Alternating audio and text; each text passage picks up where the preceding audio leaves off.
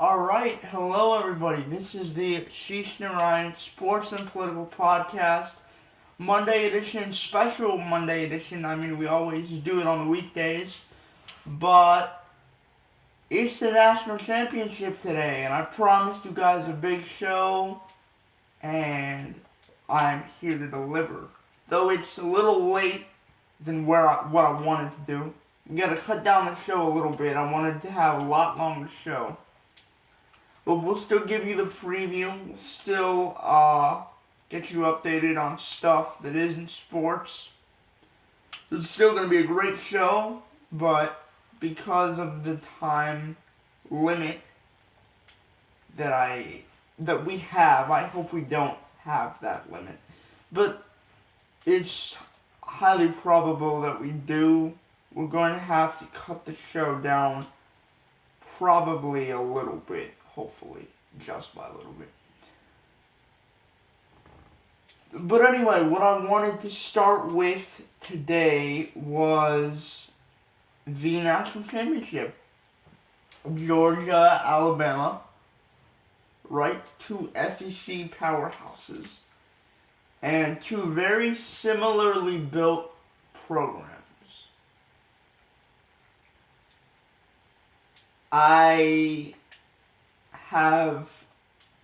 My position on this game has evolved a little bit over the past couple week or so. I still think Alabama's going to win. I predicted 20-0. I don't think that's going to happen, especially with what you consider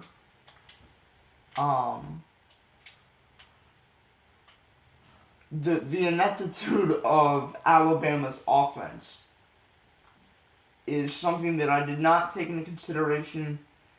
I thought that Georgia, having not done anything in terms of tackling well, they still gave up 45 points.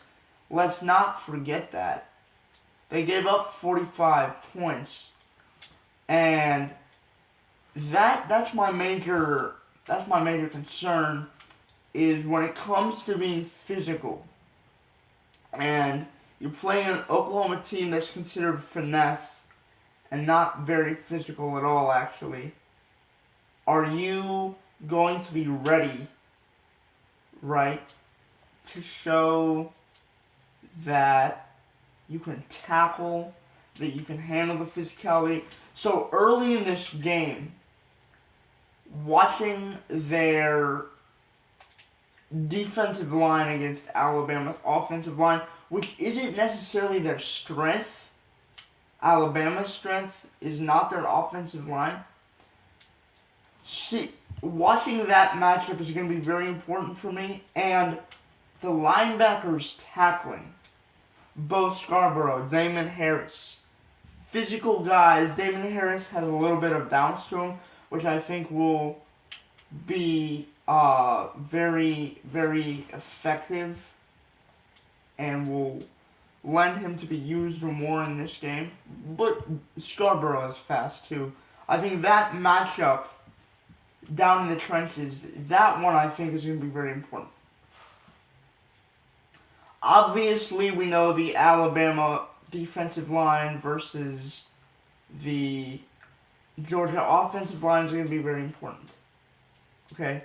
I said earlier in the week that I thought Georgia would not be able to score simply because they run the ball a lot.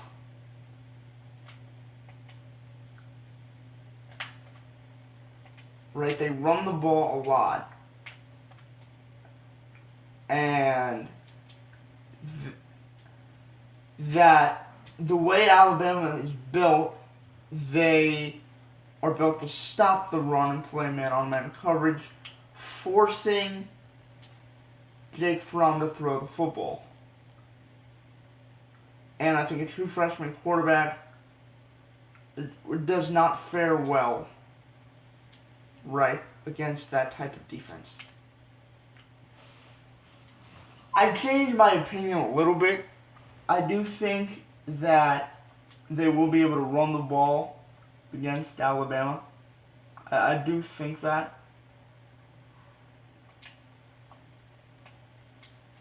And I also do think that they'll be able to do this because Georgia's offensive line is big, it is strong, it is physical.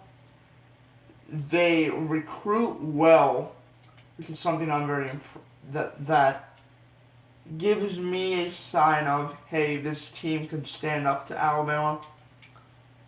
And the way they blew Oklahoma off the ball was something that we had not seen against Oklahoma's defense this entire year, including Ohio State.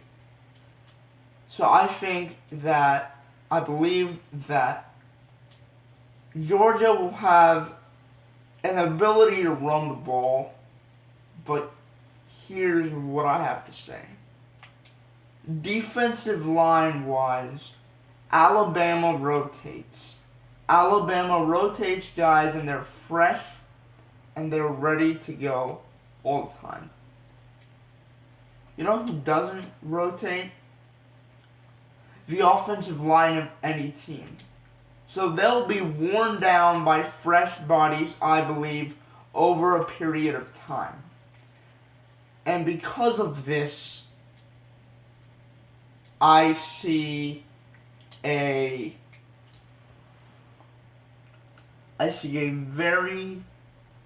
being very tough for Georgia to sustain a running game as it goes later into the more important times of the game, more important parts of the game. Let me say this though. I think Jake Fromm's gonna have a good day. Jake Fromm's going to be able to stand there, throw in the pocket, right? Make throws in the pocket. I said I don't like his ability to throw because he's not mobile and he can put the ball in tight windows. I haven't seen his arm strength, but knowing Alabama, knowing what has beaten Alabama, guys that can throw the ball vertically and guys that are pocket passers that can stand in there and deliver a strong ball are very good. But again, I think it'll be a close game. I don't think it'll be 20-0 like I thought earlier. They'll stay in the game, but late, because of the offensive line being worn down, they'll get to Fromm late, force a turnover, and they'll win the game. Okay, on the defensive side of the ball, at some point your athletes are going to take over, right?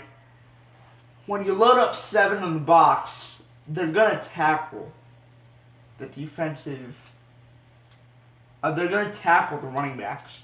And Jalen Hurts is going to be forced to throw the ball.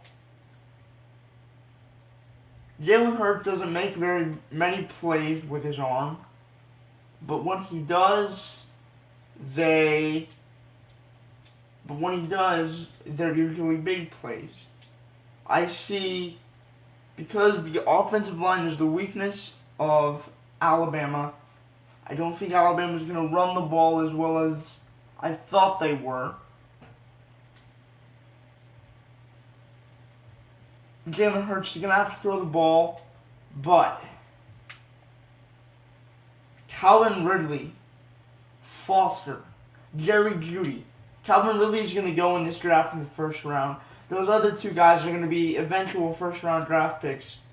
They are going to have a day against Georgia's secondary, however good it may be.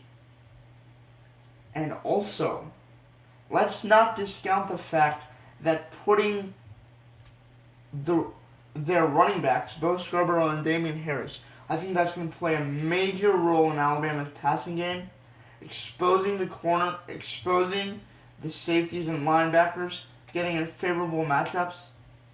That's going to be very key in stopping what is a what is a vaunted offense, even without a major passer, I should say, that can beat you with his arm. Even without that, I do think, right, that Alabama wins because they have athletes outside of the quarterback position that can make up for the quarterback not being able to make reads fast enough and not being able to make decisions at the right time. The overall athletes that Alabama has, I think, will make a major difference in the way the offense runs. They won't be able to score much because they'll, at some point, I think they will become one-dimensional. I watched the tape of Georgia in the second half. They were a much more physical football team. You saw what they did against Kirby Smart and the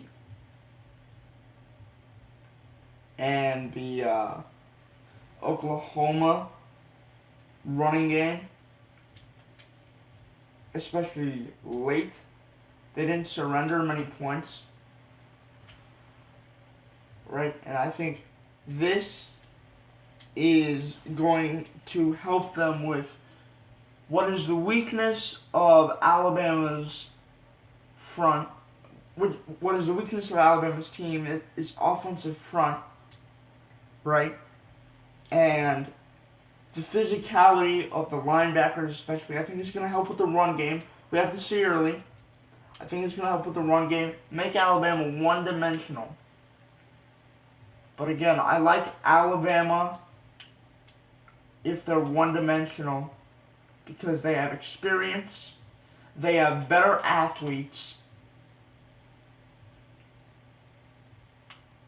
and I like their attrition better than I do Georgia's. So I will go with, it seems a little low, 16-13 Alabama. It's going to be an SEC slugfest. I still don't think these are the best two teams in the country. I think Alabama is. I don't think Georgia is one of the four best teams in the country. It's going to be very interesting to watch. But I have Alabama. I want Georgia to win, but I have Alabama winning this game. Very close. Much closer than I had it before. Alabama wins another national championship. Not what we want as Midwest people, but what we're dealt with, I should say, in this situation. Alabama should win tonight. I hope Georgia wins just to make it more interesting, make the storylines more interesting, right? And to make these these Alabama players and this Alabama dynasty finish off once and for all. So many times you think this Alabama dynasty's over, but it's not. I think finally that if Georgia wins, hopefully there will be a passing of the baton. But I still have Alabama winning this game. I still have the dynasty continuing because they just look so good offensively. Offensively and defensively, they manhandled Clemson on the line of scrimmage. I know the points don't scream that they can do much against Georgia, and I think Georgia will be physically better than they were against Oklahoma, but that is discouraging, that performance against Oklahoma. From the tackling perspective, from the physicality perspective, they kind of showed you what they are. They kind of did that. And even though I expect a better performance, obviously I think it's going to be close. I think remnants of missed tackles and a one-dimensional offense will come back to bite out Georgia and I don't think it will result in a Georgia victory. I think Alabama wins. Alright, and the reason why, and you might be saying, well, you said Alabama's offense was one-dimensional. Well, I think Georgia's going to play better, and I also believe that Clemson had one of the best defenses in the country, and they didn't make many mistakes. Clemson played one of the best games it possibly could have.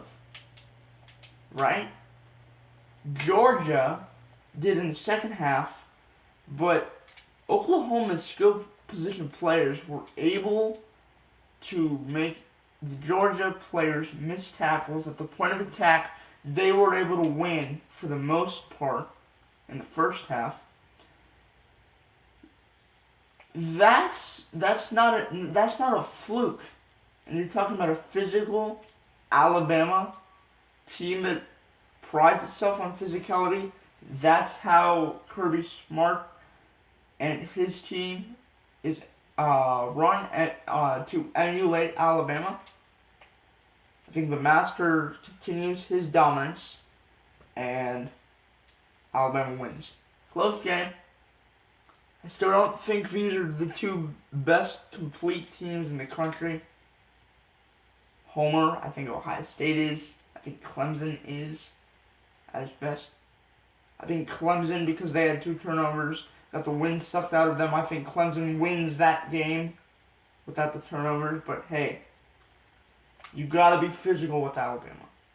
They weren't. I think Georgia will, but in the important juncture of the game, when everybody's tired, when it's sweaty palms time, there will be a moment when Alabama seals the deal because of its physicality and because of its ability to fight attrition and still be at its best. Alabama wins 16-13. My prediction. We'll see what happens. Hope Georgia wins. Up next, immigration topics, DACA, and why maybe those racists, air quotes, were kind of right after all. That and more up next on the Ashish Ryan Sports and Political Podcast. Thanks for tuning in on the special National Championship edition of the podcast.